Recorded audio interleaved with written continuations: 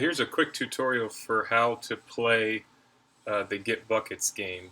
So you first have to study the map, and you're shown these lines that the ball will bounce off of, and you're shown portals that the ball will pass through.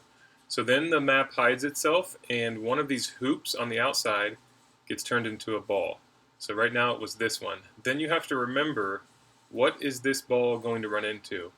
It always comes in from the direction, so this is on the left, so it'll come in moving right, and it will bounce off the walls at 90 degrees. So I believe there was a wall here it will bounce off of and go down. So then you select the hoop you think it's going to end up in. So I'm going to select here. It goes through the animations and tells me that I got the bucket. I'm on a streak of 3. So again, it will hit the walls and bounce at 90 degrees. So an interesting one would have been if it started over here to the right. It would come through, would hit the portal, and it transitions to the other portal but continues in the same direction, right? So it would have come through here, hit the portal, kept going to the left, bounced off of this, came down, bounced off of this, go right, bounce, bounce, bounce, and it would have ended up right here.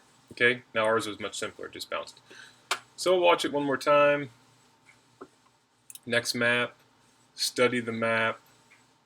Okay, again, this is just going to come over to, there was a line in here, it's going to bounce off and go down.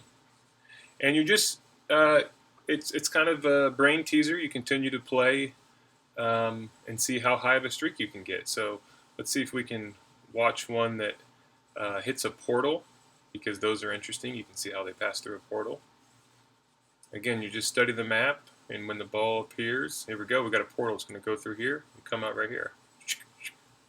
Anyways, yeah, that's how you play. Fairly simple.